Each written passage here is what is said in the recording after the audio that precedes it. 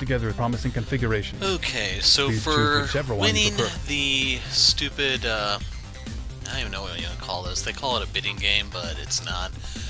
So to win round 1, go 0037. This is technically a loss, but the game is all so badly screwed up, they're going to count it as a win. For round 2, go 0019. That's also a win. And lastly, go 3007. Congratulations, Team A! After 3 rounds, you have come out victorious. So that's a 3-round sweep. You should only need 2 out of the 3. Well, normally you would only need 2 out of 3. With as badly glitched as this section is, I can't promise you anything. And that means, Team B, you lose. Congrats! I'm so sorry. Enough of that. Now for the prize winner. Congratulations, Beatrix. All right, well, let's get to it. But first, just let me take the time to really congratulate all of our winners and our losers. Isn't teamwork just the greatest? No, I can't have lost. Beatrix leapt from her chair, pointing at her team. You guys screwed me. Now, Trixie. No one likes a sore loser. This isn't fair. Just blame the jungler. Beatrix, I'm sorry. No one wants this. Nicholas became desperate as his sister was now set to be executed. What if we swap places? I'll die. I volunteer. No, you can't. I will. If it'll save you. Nope, not swapsies. Sorries! But I want to. Well, you can't. Rules are rules. And besides, this coupon is good for one Beatrix. No substitutions allowed. Beatrix was glaring at her whole team and had turned her anger onto the rest of us as well. I'm a medic. What will you do if we're both gone, huh? You can't get by without us. We'll try. I felt bad for Beatrix, but it wasn't like we'd taken a vote and decided to kill her. She just lost the game and that could have happened to any of us. This isn't fair. I'm sorry, I just find her whole meltdown here hilarious. Yawn. How many times are you gonna say that? It is fair, sister. So suck it up and spin that wheel. Dai's big wheel of deaths appeared and she gestured to it. Come on, give it a spin. I can't touch it, you moron. And you never will, with that negative attitude. Don't worry, Trixie. I'll spin it for you. So I guess Dai is the jungler in this scenario. Dai reached up and pretended to grab the wheel and spin it. It flashed and changed colors as it span, blurring so we couldn't read the options as they passed the indicator. Whoops. Looks like I pushed a little too hard. It may never stop spinning at this rate. So she's trying to kill us with boredom. How about you tell me when to stop and I grab it? Beatrix was sitting back down, glaring daggers at Dai and not saying anything. No? Geez, awkward. Guess we'll just have to wait. The wheel must have spun for 2 minutes before it finally started to slow down. Ooh, here we are. Will you just look at some of these exciting options? Can't wait to see where we end up. The wheel slowed again as Dai pulled more and more ludicrous, surprised faces, like she wasn't in control of the whole thing. And the winner is... poison! Huh, that's actually kind of boring. But rules are rules, and what do we do when there's rules, Nicholas? Break them. Not break them. You got it, handsome. Someone needs to tell her that rules are meant to be broken. Like buildings. Or people. Dai pointed dramatically to the door. To the medical bay. None of us had any choice but to follow her out into the corridor. Beatrix, I'm so sorry. Yeah, you keep saying. I'd say you had it coming. She won't let me swap. But maybe there's some other way. In the face of Nicholas's desperation, Beatrix suddenly mellowed. For once, I saw the older sister come out in her. I never thought I'd say this, but I think maybe we can't win this one, little brother. No. There has to be something we can... Nicholas, there isn't. Will you look at that? I'm actually being the reasonable one. For once in your life, heyo! Nicholas started to plead with Dai, bargaining for his sister's life. Die, this isn't right. Why can't we? Nicholas. I'll die. Right now, right here. I'll find a way to... I think if you did that, Dai would kill Beatrix anyway. I agree. I don't think suicide will solve anything. They're right. Nicholas, little brother, No suicide. I forbid it. Here we are. We had arrived in the medical bay. We gathered in a cluster by the door waiting to see what Dai was going to do. She couldn't physically give Beatrix any poison, so how is it going to work? Nicholas, if you would step into the surgery room, we can get started. I thought you said we couldn't swap. Well, I did say rules are rules, but I'm not unmoved by your brave offer. So, into the room with you. Nicholas moved towards the door. No. No, please. Too late. Get in. Beatrix pulled her brother into a hug as he moved towards the door. She didn't say anything to him, but her face was bright red from the effort of not crying. Nicholas stepped into the surgery room and Dai locked the door behind him. Nicholas. Not so fast. Time for a game within a game, I call it. Double Jeopardy. What? Dai, what are you? Just having a little bit of fun. I've shut down the oxygen to the surgery room. Beatrix Vogel, can you administer yourself a lethal poison dose before your brother runs out of air? No. I can stab her. Is that a fun compromise? By my count, you have 3 minutes to make yourself dead. Or you could hold out until your brother dies. At which point, one of the others will force you. I'll do it now. Dai didn't need to explain how that would work. She'd threaten everyone until someone killed Beatrix. What's it to be? 1 death or 2? Let's find out. 2 minutes, 45 seconds. Why do we have to stop at 2? Beatrix looked at her brother inside the surgical room. He was sitting on the bed, peering through the observation window at us. He seemed to be trying to read lips, which meant Dai must have cut the sound so he couldn't hear what we were saying. Did I mention you need to be 100% dead before I turn his oxygen back on? You've got 2.5 minutes. Beatrix ran into the storeroom. I knew there must be a way to jazz up a poisoning. There was a loud clattering from inside the storeroom. It sounded like Beatrix had knocked something over. All right, I'm ready to take bets. I'll give you 3-1 that Trixie makes it in time. No one? What about 11-1 that she deliberately lets her brother die? Real funny, Dai. Not a gambling crowd, eh? Beatrix emerged from the storeroom, a bottle in hand filled with a dark liquid. We need to get to the kitchen ASAP. I need to mix this with a chemical from the kitchen. Beatrix ran as quickly as she could towards the kitchen. The rest of us followed quickly after, leaving Nicholas alone and confused in the medical bay. Is she getting us popcorn? We made it to the kitchen where I saw Beatrix hurriedly mixing liquids on the counter. What are you mixing? I won't tell you fools, then you can poison yourselves. Beatrix quickly sat down at the kitchen island. Beatrix Vogel, you have served the Everett and the mission with honor. Beatrix lifted her glass, now golden yellow in color, and began drinking the concoction. We will remember that, and the courage you are showing today. Thank you. Beatrix blinked a few times and began to fall backwards off her chair. Whoa! Don't worry, she's just drunk. It's okay, Beatrix. I got you. He got a strong grip on Beatrix and helped her sit back up straight. That's quicker than I... Ah! Beatrix leaned forwards, bracing herself on the table. I didn't know what kind of poison she used, but it must have been quick-acting and painful. Ah! Oh, my head. Salute! Vladimir turned Melody to face him while the rest of the crew except Katashi, who was still beside her, honored Beatrix with a salute. The captain was right. This was a courageous act, and however abrasive Beatrix might have been, she was brave and loyal to her brother. I can't see. I can't see. You're not missing much. Though her eyes were wide open, she was reaching out feebly for Katashi. He was holding on to her when the first spasm came. Yoshiki ducked under his arm and took one of Beatrix's hands in his. Oh, God. Squeeze my hand. It's okay. Nicholas. He's okay. He's still breathing. We will take care of him, Beatrix.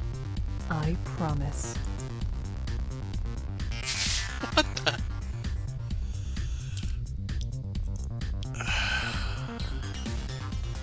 Like, the whole part about Dai, it doesn't bother me. It's... yeah. I didn't know if Beatrix was still conscious enough to hear the captain. Her whole body jolted in another spasm, but she didn't cry out in pain. She's got no grip. She can't hold her liquor either. Beatrix. Even the spasm seemed to have stopped. Beatrix! Katashi put his ear to her chest and a hand in front of her mouth and nose. She's not breathing. Yeah, I'm not gonna touch this one. Unless she paralyzed her lungs, she should still be breathing. Woo! Now that's what I call a show. Encore! Encore! She's dead. Dai, let him out. Very well. Rules are rules. The surgery door is now open and oxygen restored to that room. Kimiko and I hurried back to the medical bay. Nicholas was conscious, but the quick, hurried breaths made a wheezing sound as his body was still in panic mode. The captain and I eased him gradually to a sitting position. She... I'm so sorry, Nicholas. Can I? You want to see her? Nicholas just nodded. Between the two of us, we were able to help him stand up and walk to the kitchen, where the others stood gathered around Beatrix, who was laid out over the bench. Melody held out her hand to touch Beatrix's limp arm. She was so sad. We should go back to our quarters. Nicholas? Yes. I'm sorry that Beatrix has gone away. I couldn't handle it. I had to see her. That's the wrong line. So am I. Let us know if there's anything anyone can do. Come on. Let's go home. See you tomorrow! Bright and early for a brand new game. Vladimir squeezed Melody's hand and let her out of the room before Dai could say any more. All right. Katashi, can you please help Nicholas with her body? Can I have a minute with her? Of course. Everyone out. The captain led the way out of the kitchen, and those of us who remained stood around in the corridor silent. Eventually, the captain spoke. I suppose we should disperse. Katashi, can you wait here for when Nicholas is ready? Of course. Everyone else, let him have space. Don't try to push him to talk or anything. We each went our separate ways, most of us to our quarters, to hide away and wonder who Dai would take next.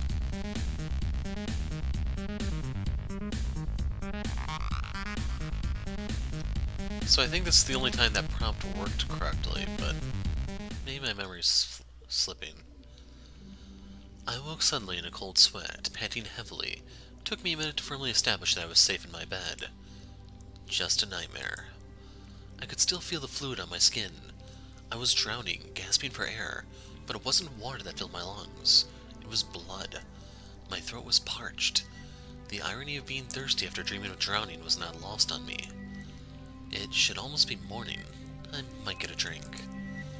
I dragged myself out of bed and headed towards the kitchen. I arrived to see that Katashi was already awake in the kitchen. He stood staring into the fridge, face stiff and emotionless. Katashi?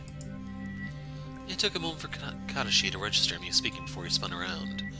His face quickly contorted into a half smile when he saw me. Good morning, rookie. What are you doing? You okay? Oh, I was just... His smile fell away as quickly as it had appeared. The fridge. It's so full. I was more than a little confused. Isn't that how a fridge should be? Yeah, it should be. But it usually isn't. Katashi trailed off. He was visibly avoiding eye contact.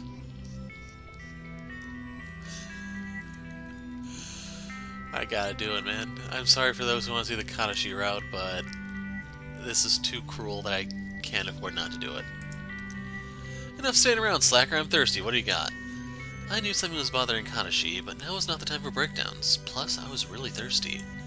Katashi, I'm so thirsty. What do you have? I pointed to my throat as I made a comical gasping noise. Well, we can't have that now, can we?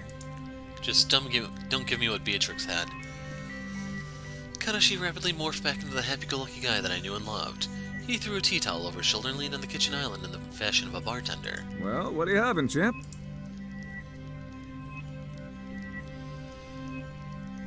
How's it go? One whiskey, one bourbon, one beer, or am I... Well, we don't have a landlord to duck. Ah, yes. Water.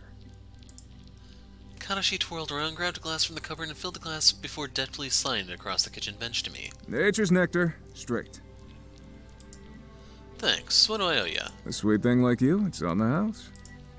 Katashi winked at me and chuckled as he poured himself a drink. He sat down on the stool next to me.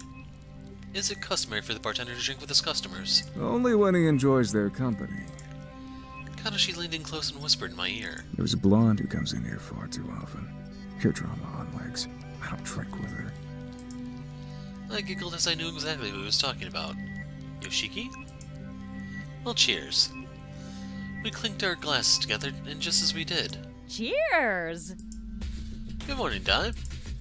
Dai seemed skeptical of my greeting. What do you want? Water. You were the one who showed up uninvited. He's right.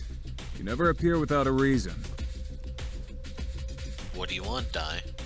I am a busy woman. I don't have time to relax and enjoy myself like you all do. If that's the case... Yes, of course, I'll explain. It's that time again. Dining room, please, gentlemen. Can't you see I'm drinking here? Dai bobbed a strange curtsy before zapping herself out of the kitchen. Katashi downed his drink and slammed his glass on the counter. Right. Another game. Let's get through this with both of us alive. Sounds like a plan to me. Katashi and I headed to the dining hall for the explanation of the new game. I arrived at the dining hall once again to a sea of faces, each one looking as if they'd been handed a death sentence and were simply awaiting the executioner. I shuffled my way through to the back when I took a seat and prepared myself for the over-the-top showboating that Dai was likely to bring once again. Hello, hello. Can I get a hallelujah? Halle! Shut up, Yoshiki. The captain swiftly slapped Yoshiki across the back of the head and rolled her eyes as she shook her head in disbelief of his stupidity. Ouchie! Aw, Captain. You are such a spoil sport. She's a regular S, you know. Get. Dai quickly talked over the captain before she could finish. Get on with it, Jinx. Everyone heard me. We said the same thing. That means, Capitan, you can't talk till someone says your name. What was her name again? What are you talking about? It's an old human pastime that if you say the same thing as someone else, the first person of the two who calls Jinx makes the other person unable to talk until someone says their name. And if they do talk before their name is said, we get to punch them. Why would I even do that? Because that's the rules. Besides, you weird humans are the ones who made such a game, not me. Isn't that right, Captain? Dai side-glanced at the captain who sat silently. Captain? The captain stared back intensely at Dai, who was now hovering in front of her face. Are you just ignoring me? Or are you playing along? Wait, which is it? Dai was starting to become irritated because she honestly didn't know. Very well. Let's move on to this week's explanation of the deletion game. Or should I say, this Sunday's. What do you mean Sunday? The games are weekly. Dai fumed when she heard the captain speak. So you were just ignoring me. Not nice, Captain. Not nice at all. I am not here to play your games, Dai. Well, technically... Yes, we get it. We are here to play a game with you. But why is it this Sunday? Well, you broke the rules last time, so now change the scheduling.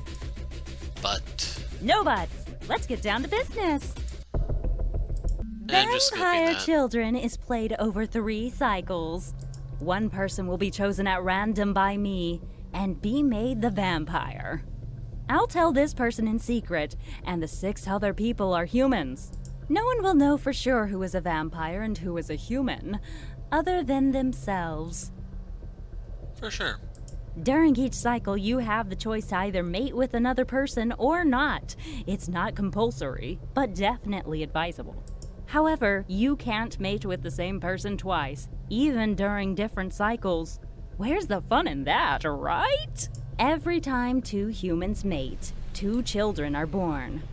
When 1 human and 1 vampire mate, no children are born, but that human becomes a vampire for life, and for point's sake, a vampire child. If 2 vampires mate, nothing happens except a good time. Only the original vampire will know that they're a vampire. Humans who unknowingly mate with a vampire won't know until the end of the game. After each cycle, I will announce the total count, human babies produced, and new vampires created. After 3 cycles, the human and vampire children counts will be tallied. If there are more vampire children than humans, the human that created the fewest human babies will be executed. If more human babies exist, the starting vampire will be executed. Now, 1 versus 6 can seem lonely, So here's my offer to the soon-to-be vampire. The vampire can choose a Bonnie to their Clyde. This person will knowingly and willingly become a vampire in the first round and will win and lose alongside the vampire. If the vampire wins, so do they, and so they are spared from death. But if the vampire loses, so does that person, and we have a double execution. Be careful though, your Bonnie and Clyde dreams may be short-lived, and your partner might out you as the vampire. So, tell others at your own risk. I will notify you of your human or vampire status sometime before the game begins on Sunday morning. This is my favorite game to date. Any questions? Need me to repeat? And we're good. Excellent. Di suddenly zapped out of the room and the broadcast opened overhead, where we could all hear Di using her best customer service voice. We understand that you have a choice in deletion game carrier, and want to thank you all so much for choosing the Die Deletion game service. We murder for your satisfaction, and we look forward to servicing you again this Sunday. A Bonnie to my Clyde, eh? If I were the vampire, who would I make my partner? The room quickly cleared as everyone went about their business. I can tell if people are upset or scheming by their facial expressions.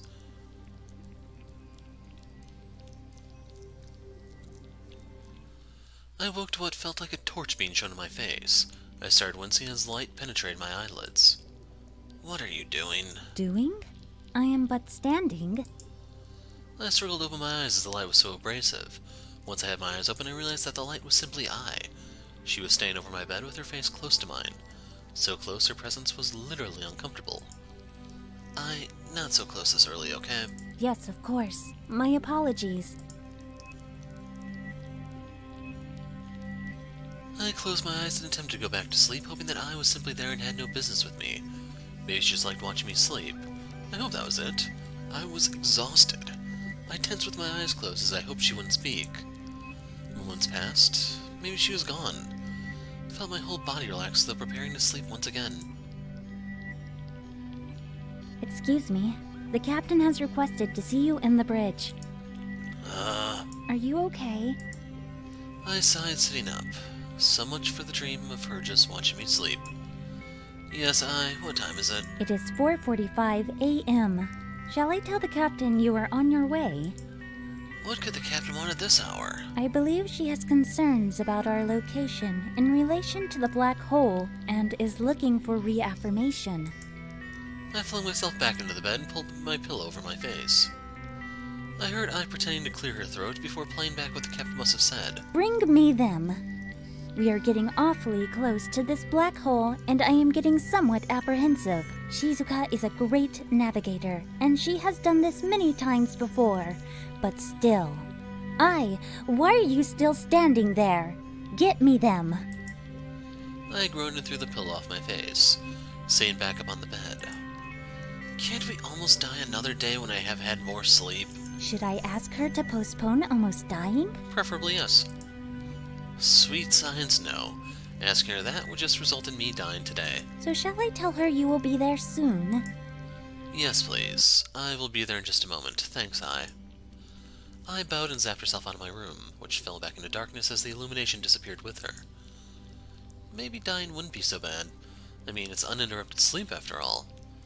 I smiled to myself for a moment before pulling myself out of bed and heading towards the bridge. I arrived at the bridge just in time to catch the captain who, assuming she was alone, was chewing her fingernails while staring at the screen. Captain?